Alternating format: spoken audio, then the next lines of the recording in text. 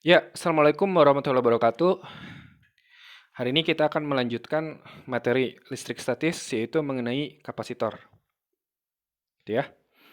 Kapasitor itu apa? Kapasitor itu adalah sebuah alat yang berguna untuk menyimpan muatan listrik dan juga energi listrik. Gitu ya. Kapasitor bentuknya bisa macam-macam, tapi secara umum dia itu terdiri dari dua buah konduktor yang terisolasi satu sama lain. Dan masing-masing konduktor itu membawa muatan yang besarnya sama, tapi tandanya berlawanan. Artinya yang satu positif dan yang lainnya pasti negatif, gitu ya.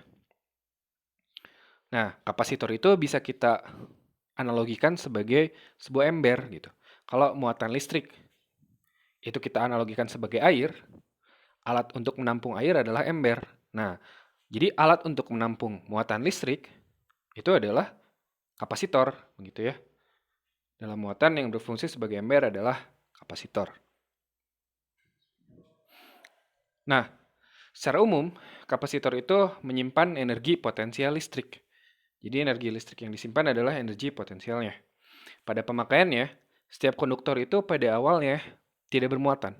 Kita katakan tidak bermuatan, atau muatan jumlah muatan totalnya adalah nol. Kemudian, pada saat kita mengisi kapasitor, atau charging kapasitor, nama prosesnya ya, elektron itu dipindahkan dari satu konduktor ke konduktor yang lain.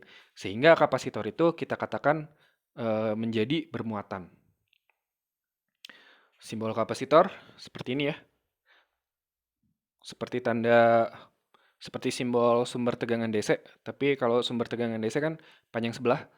Kalau kapasitor panjangnya sama. Nah, karena kapasitor itu adalah alat untuk menyimpan muatan listrik gitu ya. Maka ada sebuah properti yang namanya adalah kapasitansi.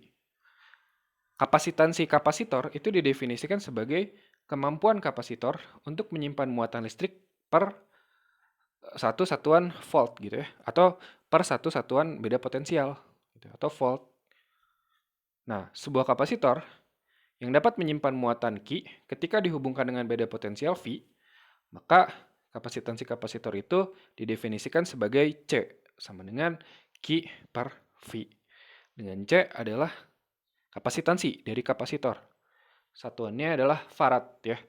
Jadi 1 farad itu sama dengan 1 coulomb per volt. Karena satuan dari muatan itu coulomb dan satuan beda potensial adalah volt. Nah, tapi ada yang perlu diperhatikan ya di sini. Walaupun C itu sama dengan Q per V, tapi besarnya kapasitansi kapasitor itu tidak bergantung pada berapa beda potensial yang diberikan pada kapasitor. Gitu, tidak bergantung. Kenapa? Jadi kita kembali ke analogi yang tadi ya. Kalau kapasitor itu kalau kapasitor itu dianalogikan sebagai sebuah ember, misal kita punya sebuah ember yang kapasitasnya adalah 10 liter air gitu. Ketika kita masukkan hanya 5 liter air, kapasitas ember apakah berubah menjadi 5 liter? Kan enggak. Kapasitasnya tetap 10 liter gitu. Nah, sama dengan kapasitor juga begitu. Ketika kapasitor diberi muatan tertentu gitu ya, atau diberi beda potensial tertentu, maka kapasitansinya ya tidak berubah, tetap gitu. Nah, jadi kapasitansi kapasitor itu tidak bergantung pada muatan ataupun beda potensial.